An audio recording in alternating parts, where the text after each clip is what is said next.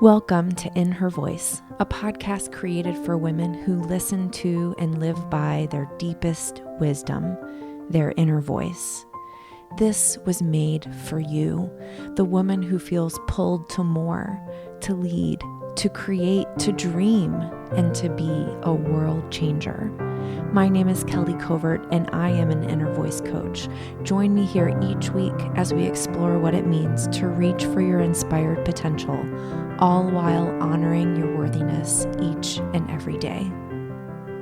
Hello, everyone. This is Kelly, and you are listening to In Her Voice. Thank you so much for being here with me today, for allowing me into your heart and into your mind and space to share thoughts and ideas with you. I feel so grateful that you do that week after week.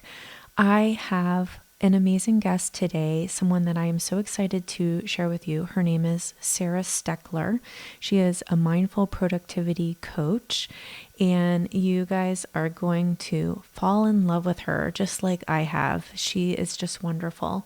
Before we get to her interview, I want to let you know that I have a workshop coming up in just about a week and a half from here.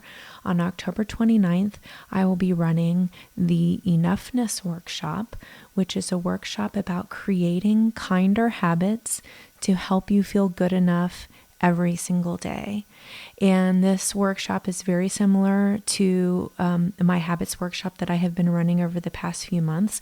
I'm just tweaking it a little bit more, getting really into the heart of what it means to create habits that are kind to yourself, that are compassionate to yourself, and that help you feel the way you want to feel, which is good enough and worthy. So I would love for you to join me. The workshop is October 29th, which is a Thursday evening from 7 to 8:30 p.m. Eastern Time. It is live, held virtually on Zoom, and we're going to take some time to get really clear on your desires, to listen to your intuition, and really understand what kinds of habits you need to help you feel good enough every single day. I hope you will join me. If you are interested in signing up, you can go to kellycovert.com/habits. And I will put a link to that in the show notes so you can easily click over to there and sign up. Now, let me tell you a little bit about our guest today, Sarah. Sarah Steckler is a productivity strategist who helps online entrepreneurs organize their brain and business through mindful productivity so they can turn ideas into journals, planners, and profit producers without the burnout. She's the host of the Mindful Productivity podcast, with new episodes airing every Monday to help you organize your life and biz. She's the author of multiple journals, including 100 Life Challenges, the Mindful Productivity Planner, and the Daily Productivity and Brain Dump book. Her mission centers around creating sustainable daily practices that feel organized and productive so you can create the time freedom you want. And trust me when I say this is not just for online entrepreneurs. This is for anyone who wants to take a more mindful approach to getting stuff done. And I got so much out of it. I'm already implementing some of the things that she talked about. And I think that you're just really going to love this super informative, wise, and practical interview. So let's get right to it with Sarah Steckler. Well, Sarah Steckler, welcome to the podcast. How are you today? I'm wonderful. Thank you so much for having me here. Oh my gosh, I am so thrilled to talk to you today about mindful productivity. I was telling you before we hit the record button that I am just like ready to geek out today on all of the things in your head. I'm excited to share. Good. Because like, I feel like I don't feel like I'm the most productive person. And I also feel like I'm pretty mindful. And sometimes I feel like those two seem to get in the way a little bit, but clearly I'm doing it wrong. And so why don't you start with just sort of by telling people what do you mean by mindful productivity? What is that? Yeah, I love this question. So I was really noticing, especially when I was in my master's program, that there were a lot of productivity strategies that I was using, but they were all very kind of more masculine energy, very hustle, get stuff done. And I was able to get things done, but I found that I was always kind of flirting with burnout. So mindful productivity is really this intersection where you're really bringing more of your intuition, you're bringing more of your mental energy and physical energy management into it. And it's really the intersection between presence and stillness and listening to yourself, and then also getting the right things done. So also kind of tuning out all of that exterior noise that says, this is how hard you should be working, this is how fast you should be working, and really instead defining your own level of success and productivity in a really mindful way. Okay, there's so much there. I want to start with this idea of being busy versus being productive, because I know I fall into that trap, like where I will spend literally hours doing things, but not really getting much done. So can you talk about the distinction between being productive and being busy? Yeah. Well, first of all, I think that's kind of actually ingrained in us, because when I was working a 9 to 5 and you had to be somewhere for so many hours a day, I would often find that there weren't things for me to do, or I would finish all my projects for the day and then I would just still have to be there. So I would find busy work. And I think we find that in a lot of different jobs that we do. So I think that mindset's kind of ingrained in all of us. It's kind of like, if I'm not doing something, then I'm not being productive, or I'm not, I need to be doing something to get paid. So when you run your own business, or if you work from home, it's kind of stepping out of that mindset a little bit. And really, it's about prioritizing, like really checking in with what is the 1 or 2 tasks that I really need to get done in a given day, and then working backwards from there, because there's always stuff you can do. You can always update your website. You can always organize your email, or try to get to some, goal within what organization looks like for you. But when you really take time to prioritize things, then I find that you don't have to be busy. You can actually stop working a lot sooner than most of us kind of think that we can. Yeah. Well, so how do we go about understanding what things should be prioritized? Like, this seems like a simple question, right? But sometimes I sit and I look at my list and I'm like, I don't even know what's the most important thing on that list to do. I actually think that writing like endless to-do lists is actually a little bit backwards, and I'll explain why. So what I do on a regular basis is I actually do brain dumps. And I think a lot of times our to-do lists are actually more of a brain dump than they are an actual like list of things that we can work off of. So what I like to do is actually break down things into focus projects. And what you're doing there is you're really going, what is the overall thing that I'm actually trying to do? And within that, you get really clear. And so all those little to-do items are actually attached to a focus project. So I think starting there can be helpful, because there's always going to be like one-off little tasks that we have, and that's fine. But a lot of times we'll have all these running to-dos, and a lot of them are more maybe like ideas, or they're actually tasks that require other pieces of information before they can be completed. And I think that's where we hit all these roadblocks along the way. Mm-hmm. Okay, so I have to admit, I'm like a self-help junkie. And one thing that I've been guilty of in my life often when it comes to learning new ways of doing things is I'm like gung-ho. I'm like, I'm going to do it like this. And I get caught up in the details. So like, here's an example. Even when you were talking about having a brain dump and having a focus project, you know what I immediately went to is like, oh, how many notebooks would I need to do that? Like figuring out the logistics of how to put something in place. And I feel like that gets in the way of really what you're trying to do, which is create some sense of like calm and structure in your mind, instead of just like add more notebooks on your desk, right? Yeah. Well, and I think too, there's the kind of paradigm between over planning and then actually taking action. Like, I don't know if you're guilty of this, but I can spend a lot of time planning and a lot of time picking out the perfect planner, or a lot of time, trying out new productivity tools online, when actually a lot of what I need to do is just actually start working. So I think tapping into mindful productivity is also really noticing, when do you actually need to write down all of your tasks? And then when can you actually just do them? There have been times when I've done curriculum development for a course I'm creating, and very little of it was mapped out apart from an outline of these are the general topics. And the rest of it was just kind of getting into a flow state and taking action. So I think it really takes practice, and it takes tapping into your intuition and knowing how you want to work for a given project. Mm-hmm. I love that. So it's really about listening to your inner voice, is what you're saying. It totally is. I knew I would love having you on the podcast. Well, so how did you, I'd love for you to share for you personally. You said you were in grad school and you were noticing you're feeling burnt out.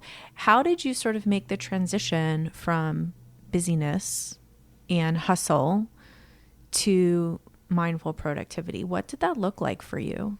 I think for me, it really started with creating boundaries around my time, specifically with the coursework I was doing, because with grad school, with any kind of, higher education, or with running your own business, as you can work endlessly forever into the night. So I was really realizing that I wasn't getting enough sleep. My self-care was deteriorating. So it was actually creating boundaries.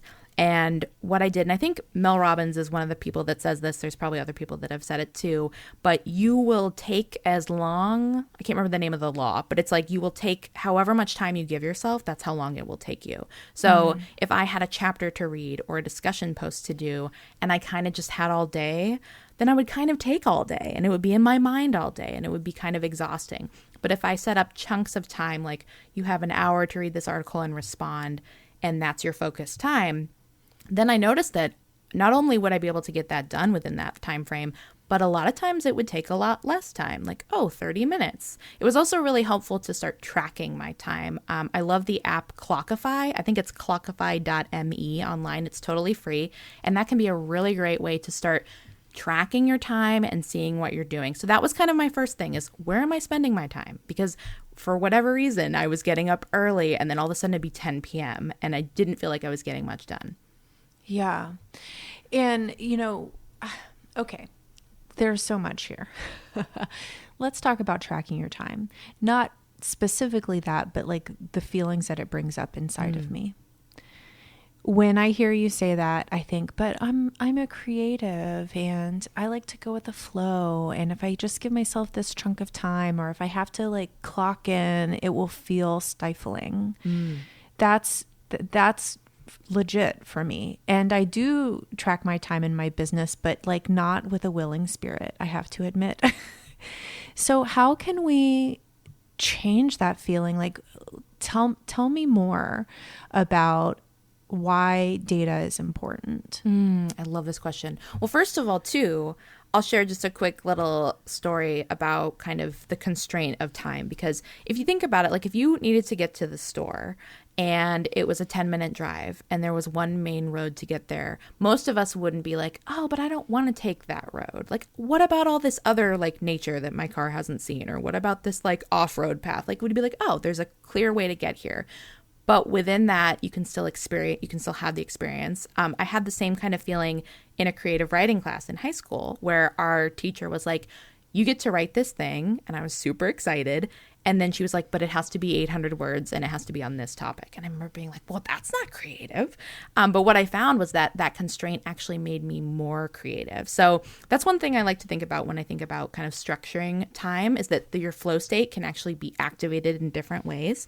But when it comes to data really, really drives us, because a lot of our creativity is more of this thinking that can't always be measured and you can't always track it. And because of that, for me anyway, sometimes it can be hard to make decisions. So when you actually can tie it to real data points, whether that's time or whether that's conversions in your business, or whether it's, similar to how researchers will pair stuff to make it quantifiable. Mm-hmm. When you can do that, then you also give yourself the gift of being able to make better decisions and kind of see things. There was another journal I created. It's called Joy Coding. And in there, there's this process where you write down all of your emotions and then you actually tie a number to them. And then you actually, I think I called it like hexagon coding or something. You actually then color in all these other hexagons with that number of color depending on your emotions. So you can actually see like a visual of how you're feeling. And there's something about that that helps us tap into the other side of our brain so we can kind of make decisions easier and also kind of just gauge how we're feeling in a better way. I know I just threw like a ton at you. Well, no, I mean, I think I feel like I often like sort of, sit on the fence between being a type A person, and like wanting to like check all of the boxes and then being the kind of person that just like flies by the seat of my pants. And I feel like, well, I'm a Gemini, so maybe that's part of it. Ooh, I am too. I totally understand. See, there you go. Yeah. So, but I just feel like those two sides are always at war. Inside of me, like there's this battle for like my brain and my feelings and my senses. And I feel like what you're talking about, this idea of mindful productivity, of using data to help your creative side, of using your creative side to help get organized, right? It sort of brings it all together in a way that like those two sides of my person can cohabitate in my body without being at war with each other. Does that make sense? Yes, absolutely. You nailed it.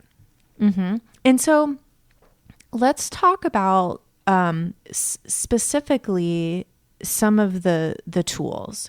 So I think like the first part is sort of just acknowledging, like you say, like acknowledging that there are all of these things and all of these perspectives and sort of paradigms that we feel like can't change that actually can change. Like we can essentially get shit done and still feel really energized and great at the end of the day, right? Yeah. Yeah. And so how do we what would be step one?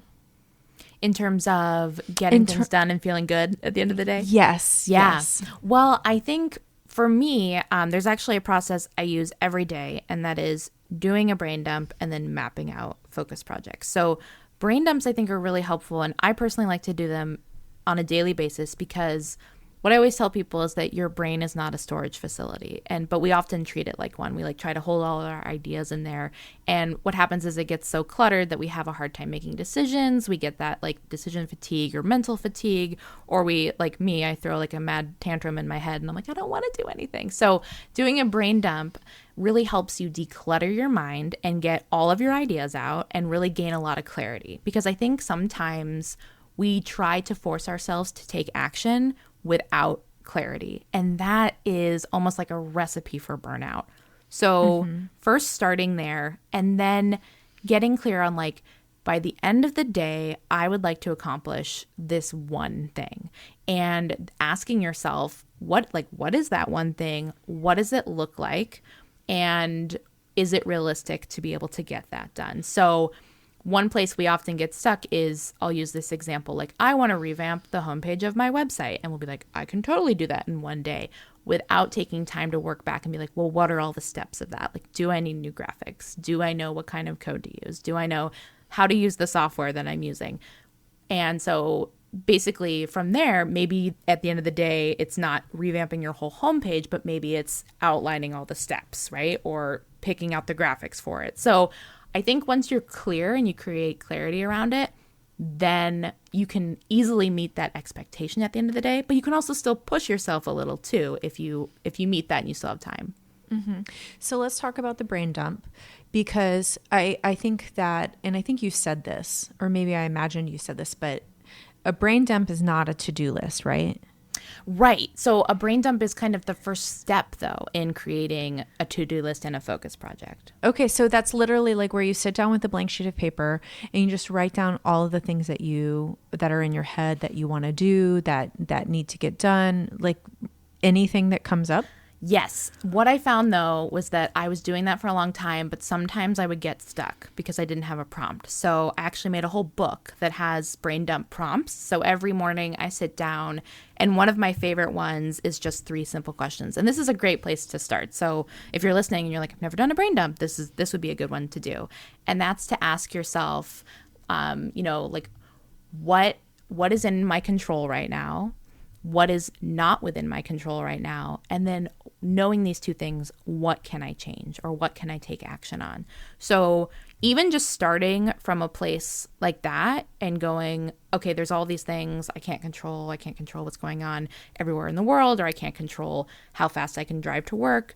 But I can control, how I feel, or the intention that I'm setting, or, how I greet my partner in the morning or whatever. And then knowing those things, how can I make a change or make a difference? So doing a brain dump every day is really not only decluttering your mind, but it's also checking in with yourself and really getting clear on how you feel. I know that sometimes if I don't check in with myself, it'll be like halfway through the day and I'll be like, why am I so irritable? And I'll be like, oh, I didn't really touch base and ask myself how I was doing this morning. So it's also kind of a way of doing that.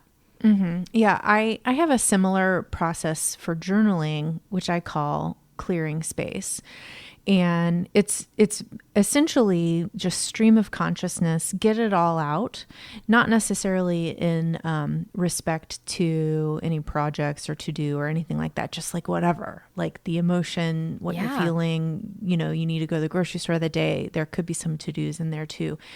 And then I feel like once I get all of that out, I get to this place of stillness where then I can say to my inner voice, oh, what do I need to hear today?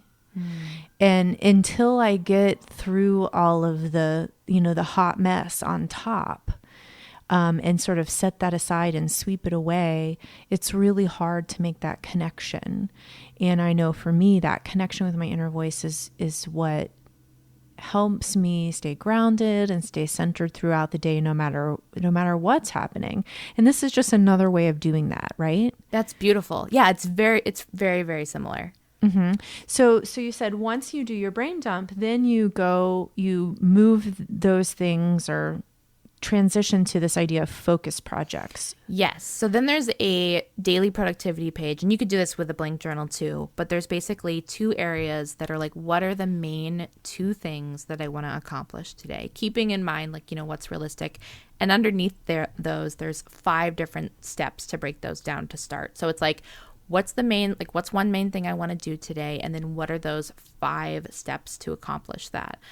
So if it was decluttering your email inbox, maybe it was step 1 could be going through old emails or deleting stuff or unsubscribing or what have you. And then each one of those is also tied to a Pomodoro. So if that's something that you want to use, and for anyone listening, a Pomodoro is basically working in chunks of time. So you're working for either 20 to 25 minutes and then taking a break and working in focused time.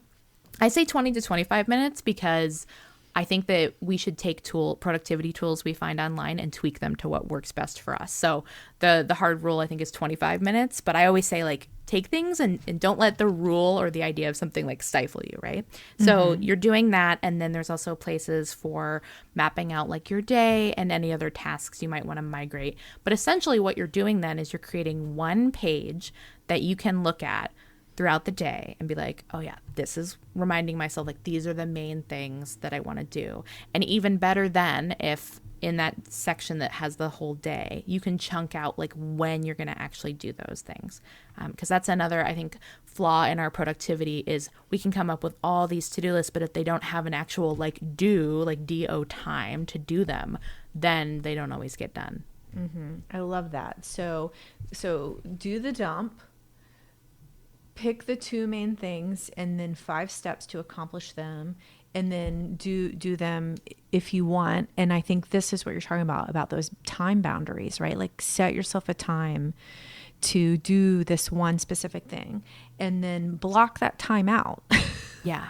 Say, I'm going to do that from 10 to 10:30 or whatever. I love that. And, one of the things, I have a similar process, but this is will be Kelly confession time. I'm just laying my soul out for all to see today.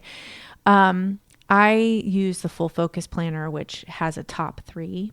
So I will put my top 3 in.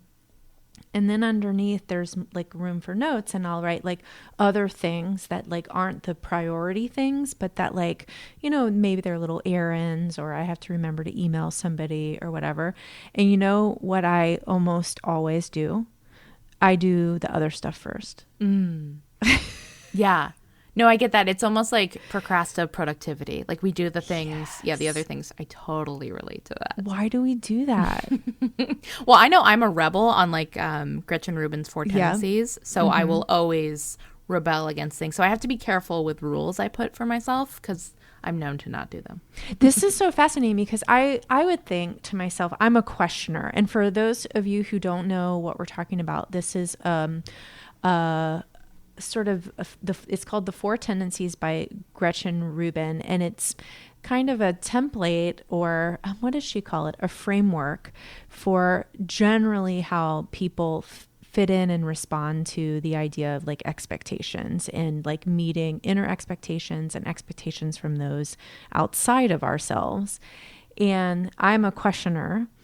I question all of the things. And I think that questioners and rebels are sort of like friends, you know, I can see like that. Yeah. there's some relationship there. But it surprises me though, as a rebel, that you would be a productivity expert.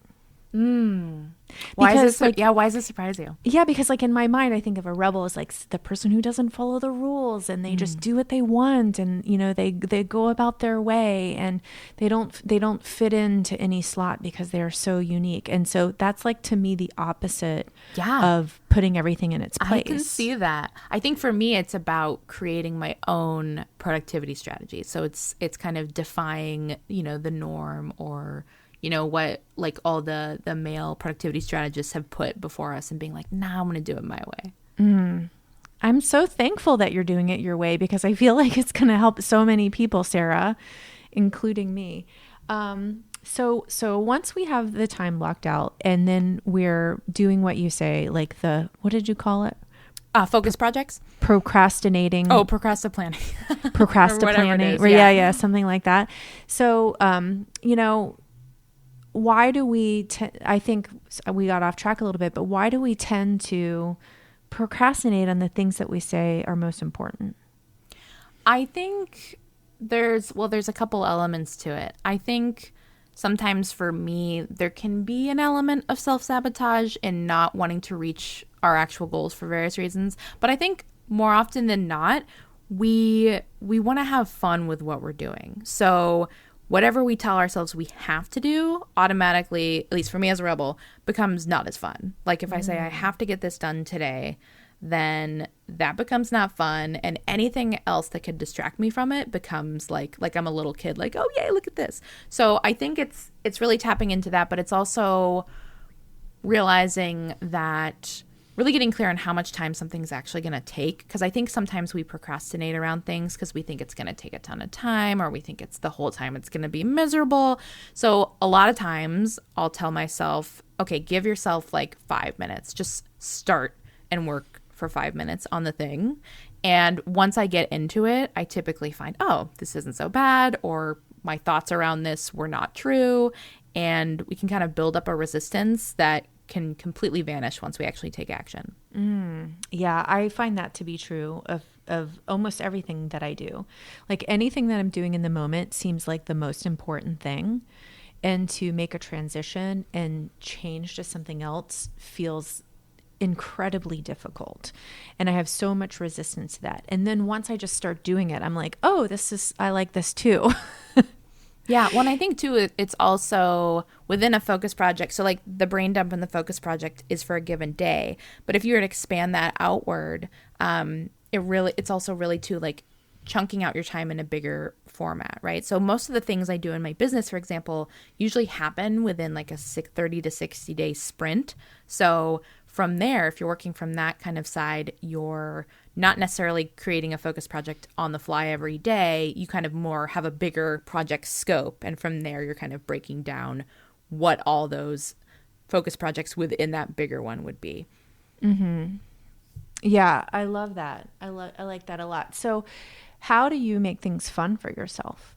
Well, I have priorities that I have to reach by the end of the day or the end of the week, but I also give myself permission to do like fun tasks in between. So I'll schedule in things that are really fun to me. So for example, I'm a complete like nerd and I love like editing. There's like spreadsheet products that I create, and so like I'll make time to do those, or I'll make time to like listen to music, or just really create a fun work environment.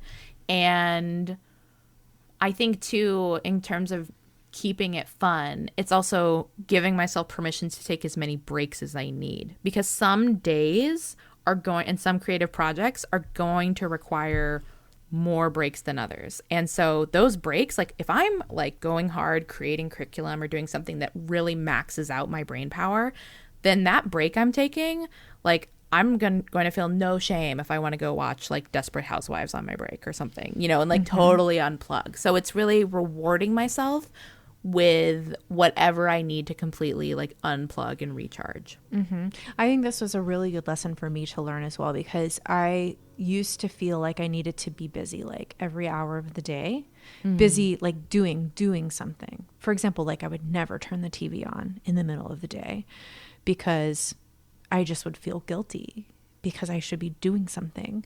But I know for me, when I discovered that, one of the things that eased my transitions, you know, how, like I was just saying, it's hard for me to switch from one thing to the next, is having like a buffer time in there for myself. And that is a buffer time where like I'm not responsible for doing anything but taking care of myself. Yes. And maybe that is like, you know, right before we got on to record today, I went outside and I sat in the sunshine and I ate my lunch, and I'm reading a book that is purely for pleasure. And I, you know, snuggled with my dog a little bit, and I didn't do any work at all. And I just sort of sat there and I just soaked everything in. And that recharges me so much. And, you know, you mentioned at the very beginning, when you were talking about mindful productivity, it's about balancing our energy, like our physical energy and our mental energy. So how does energy, I don't know, how do we protect it? What are some other things that we can do for that? Yeah. Well, first of all, I want to say like you're like a shining star example of mindful productivity in everything you're doing. So I love that, because I think that's a big hurdle for a lot of people, is taking breaks and just totally unplugging from our work. So well done there. But yeah, in terms of energy management, so there's definitely boundaries, right? But there's also creating awareness around your energy and what drains you. So a couple different things here. So I like, similar to time tracking, I like to, and I'm still in the process of figuring out exactly how I want to do this in terms of like a data or like a report, because I'm such a nerd. But I like the idea of kind of rating how much mental energy something takes you. So, you know, like if you were working hard labor, you would be very aware of your physical body and like how hard you work and how tired you are at the end of the day. But sometimes we're not as aware of our mental fatigue, because we can kind of push it to the max. And then all of a sudden, once we stop, we're like, my brain doesn't work. Like I can't tell you how many long nights I've worked where my husband will come home and he'll ask me a question and I'm like, I don't even know. Like I have no brain power left. So it's really creating awareness of different projects you do and how much mental energy they take. And then also I'm totally losing my train of thought on what I was just going to say. Can you remind me of the question again? How do we learn how to manage our energy? And you were talking about you're just still trying to come up with a way to track it, so to speak. So tracking it, but I think also with our mental energy. So it's creating boundaries, tracking it, and then also thinking about, what refuels us? So what do we really need to refuel? And so for me, and it's really funny, it took me a while to give myself permission to do this, but reading like trashy romance novels or watching reality TV every now and again really helps my brain, because it's totally like a nothing thing. So I really gave myself full permission to embrace like some of those funner things.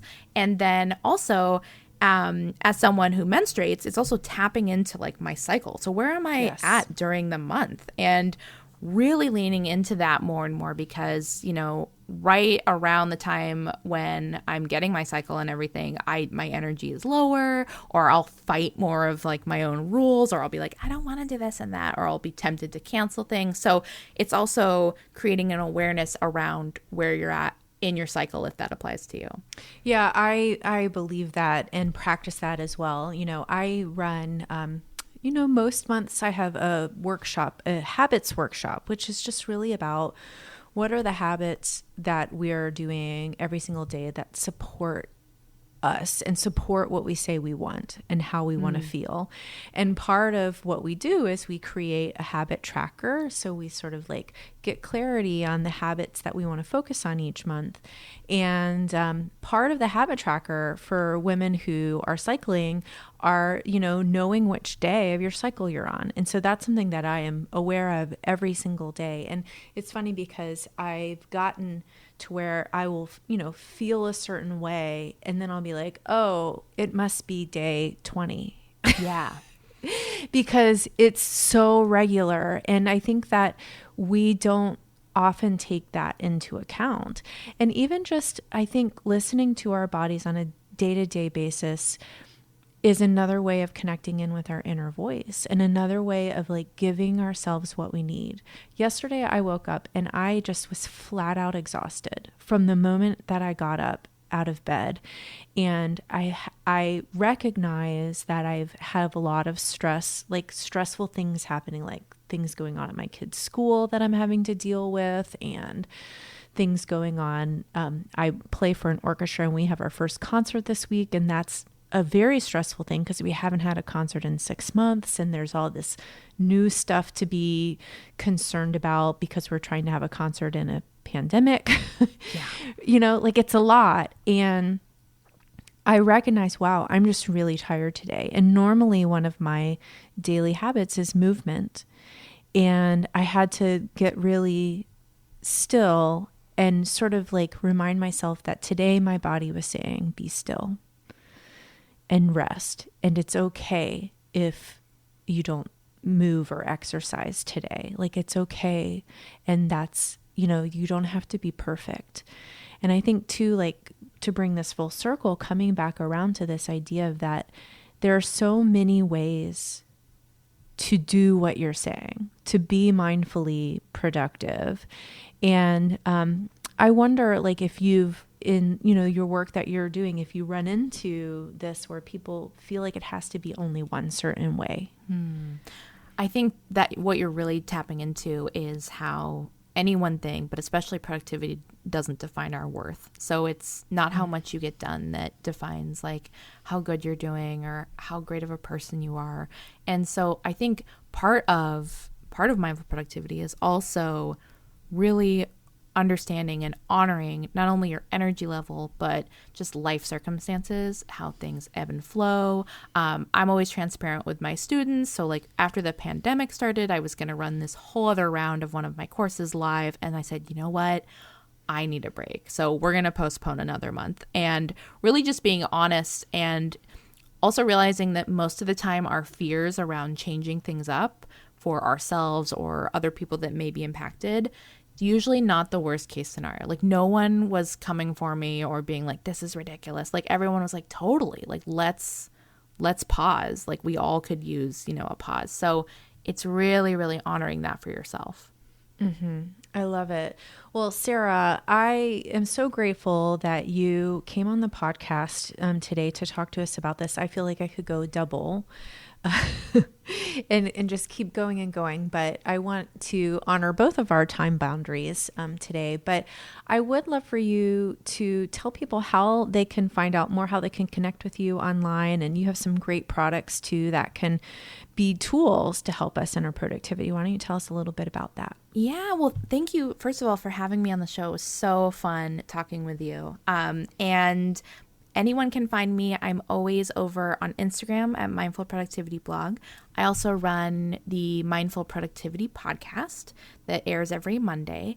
And I think if you're just getting started with productivity, so I don't overwhelm everyone, I think the The two best places that you can start are either with the Daily Productivity and Brain Dump book or the Energy Driver Habit Tracker that I've created that really helps you tap into knowing what days of the week you're kind of thriving and where your energy level is impacted by what you're taking action on. And those resources can be found on mindfulproductivityblog.com. Mm-hmm. And I'll be sure to link to all of those in the show notes. And I took a peek over at the energy tracker tracker. I was blown away. I was like, oh my gosh, I might have to check this out because it's just so intriguing to me, this idea of really understanding who we are. And using data to get clear on how we can like help ourselves do better and feel better every single day. And that's really what mindful productivity is about, right? Yes, it is. I love it. You're like describing it even better than I could. So I don't know about that. But I do want to ask you one last question, Sarah. It's a question I ask all of my guests. And that is, what is your inner voice saying to you these days? My inner voice has definitely been telling me to unplug more, to not feel the urge to check my phone as much, to know that there's so much more to enjoy on the inside of my life, not externally. So really unplugging, not only from my phone, but also technology and shows and all of that, and really reconnecting to nature and journaling and all of that. I love it. It's funny. I've been getting that same request from my inner voice often. And I have to find myself actually taking apps, uninstalling apps off of my phone because it's so second nature. Like I pick up the phone and all of a sudden I'm on Instagram and that's not even why I picked up the phone. Yeah. So yeah, I think that it's another great place to be mindful of. Well, Sarah, thank you so much for your time today. And thank you for these great tools that you've shared with us. I am super excited to put some of these into practice into my own life.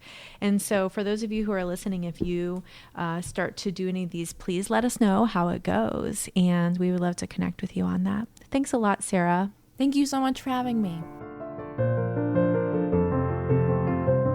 I hope that you loved that interview. I liked so much what Sarah had to say about energy management and this idea that, taking breaks is part of getting things done. Like productivity just isn't about like doing, that we really need to be mindful. And I wanted to share, I've been using that brain dump strategy technique that she shared, and it is wonderful. I have really gotten a lot out of it. And I've done brain dumps before, but I'm using it more of sort of a tool that I'm coming to a few times a week. And it just feels really, really great.